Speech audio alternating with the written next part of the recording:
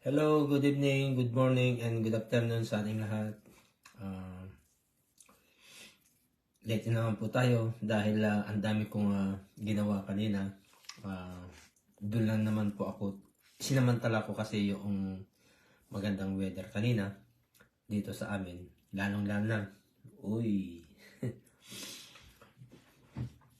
So, ayun po, kung sino pa yung hindi nakakilala sa akin, sa ngayon ako po ay si Nel Tamayo.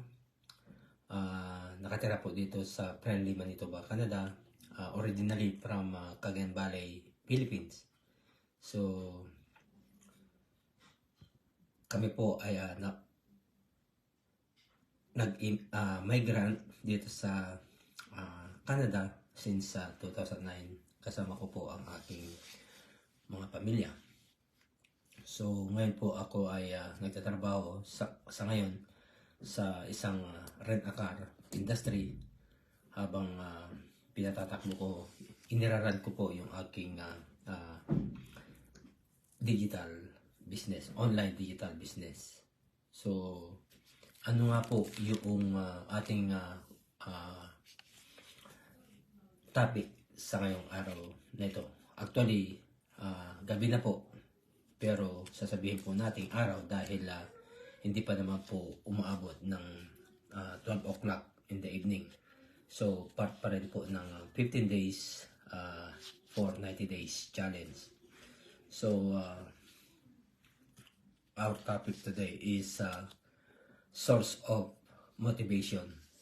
Ilan po yung meron po kayong source of motivation sa inyong buhay mula po noong kayo po ay pinanganak or lumaki na kasama ang inyong mga magulang.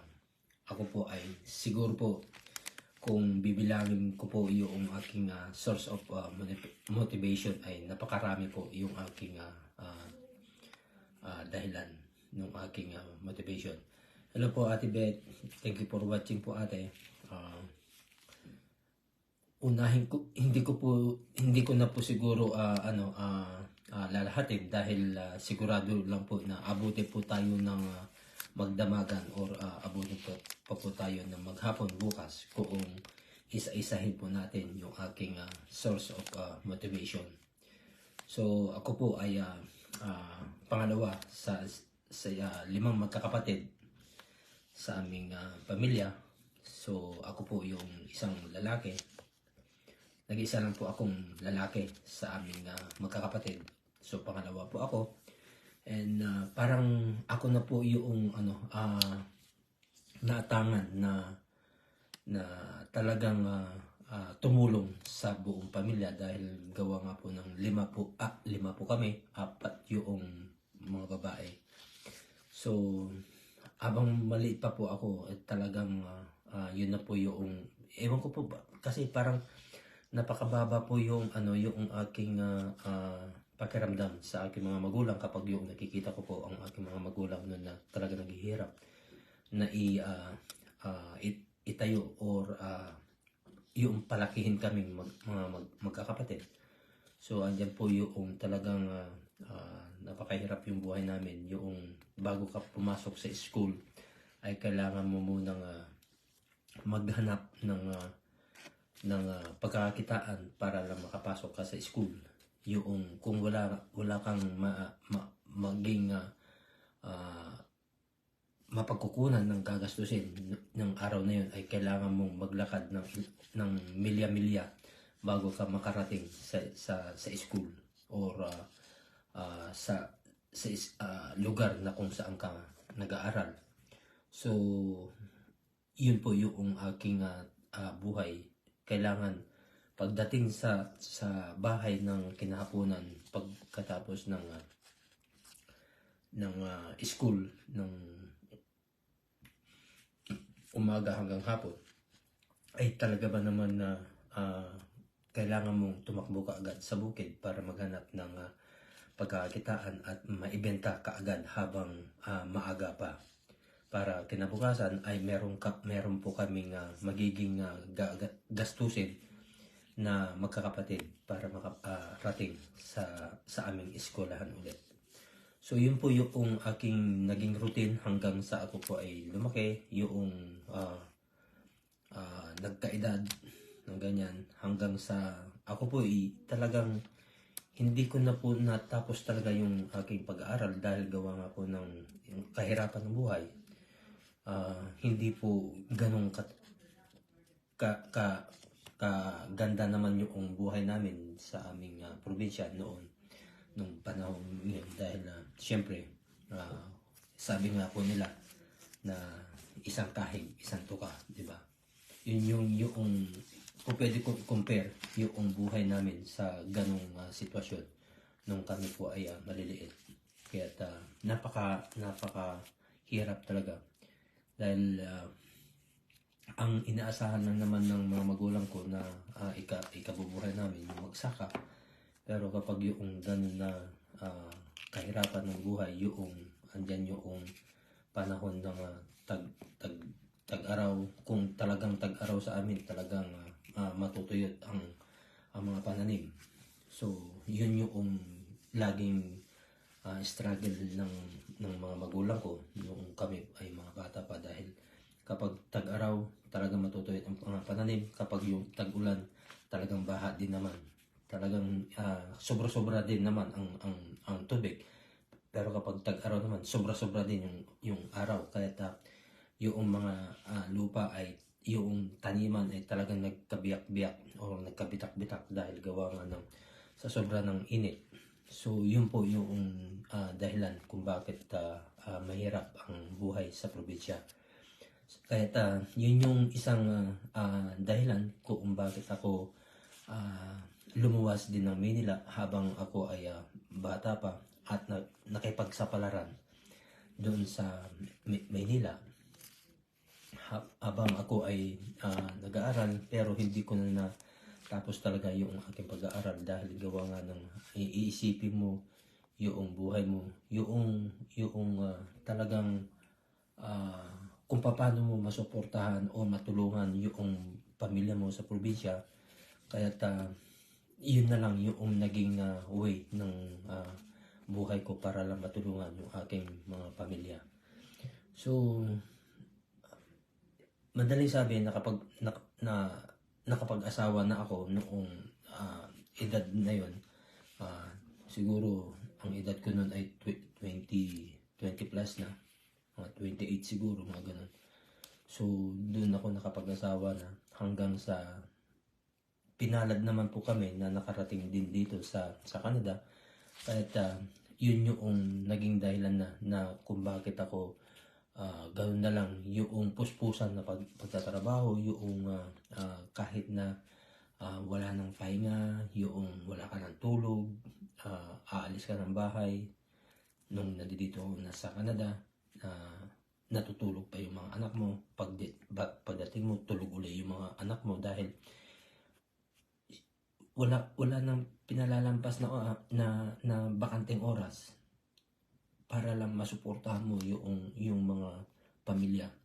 Unang-una yung pamilya mo dito, pangalawa doon sa Pilipinas dahil hindi mo rin naman po sila hindi po pwedeng suportahan o tulungan dahil siyempre doon ka galing, di ba?